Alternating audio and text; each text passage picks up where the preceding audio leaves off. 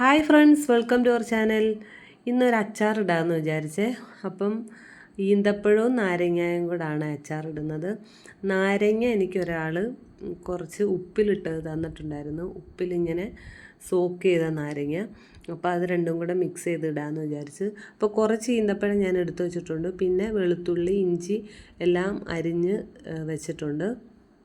നാരങ്ങ ഉപ്പിട്ടതിന് ശേഷം പുഴുങ്ങി അരിയൊക്കെ കളഞ്ഞിട്ട് എത്ര നാൾ വേണേലും അടച്ച് വെച്ചിരുന്നാൽ നമുക്ക് ആവശ്യത്തിനെടുത്ത് അച്ചാറിടാം. എത്ര നാൾ വേണേലും കേടുകൂടാതിരുന്നോളും. നമ്മുടെ വെളിച്ചെണ്ണ വേണമെങ്കിൽ ഒഴിച്ചു കൊടുക്കാം, പക്ഷേ ഞാൻ അച്ചാറിടുമ്പോൾ ഈ ഒരു എണ്ണ ഉപയോഗിക്കത്തുള്ളൂ.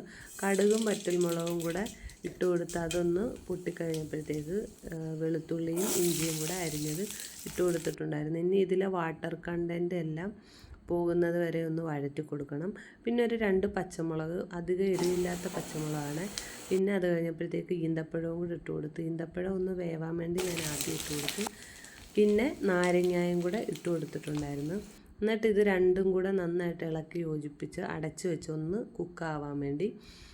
എന്നിട്ട് മുളക് പൊടിയും മഞ്ഞൾപ്പൊടിയും ഉലുവാപ്പൊടിയും കൂടെ ഒന്ന് ചൂടാക്കി എടുക്കുന്നുണ്ട്. ഞാൻ ഇളക്കാനുള്ള ബുദ്ധിമുട്ട് കാരണം പാത്രം ഒന്ന് ചേഞ്ച് ചെയ്തേ. അതുകൊണ്ട് ആ പൊടി ഇങ്ങനെ ചൂടാക്കിയിട്ട് കൊടുക്കുന്നത്, അല്ലെങ്കിൽ ഞാൻ ഡയറക്റ്റ് എണ്ണയിലോട്ട് ഇടത്തേ ഉള്ളായിരുന്നു. എന്നിട്ട് നന്നായിട്ട് ഇളക്കി യോജിപ്പിച്ചിട്ട് വിനാഗിരി ഒഴിച്ചു കൊടുക്കുന്നുണ്ട്. നന്നായിട്ട് ഉപ്പ് പിടിച്ചിരിക്കുന്ന നാരങ്ങ ആയതുകൊണ്ട് കുക്കാകാനൊന്നും അധികം സമയം വേണ്ടായിരുന്നു. എങ്കിലും ഞാനൊന്ന് നന്നായിട്ട് ഇച്ചിരി നേരം ഒന്ന് വെച്ച് വാട്ടറിൻ്റെ കണ്ടൻറ്റ് ഉണ്ടെങ്കിൽ ഒന്ന് പോകാൻ വേണ്ടി. എന്നിട്ട് ഉപ്പ് പോരാന്ന് തോന്നിയപ്പോൾ ഇച്ചിരി ഉപ്പും കൂടി ഇട്ട് കൊടുത്ത്. കായപ്പൊടി ഇടാൻ മറന്നതുകൊണ്ട് ഈ ഒരു ടൈമിൽ ഇട്ട് കൊടുത്ത്. ഇനി ഇത് കുറച്ച് ദിവസം കഴിഞ്ഞ് എടുക്കുമ്പോഴേ ടേസ്റ്റ് ഉണ്ടാകത്തുള്ളൂ. കാര്യം ഇരുന്ന് ഒന്ന് സെറ്റ് ആവണമല്ലോ.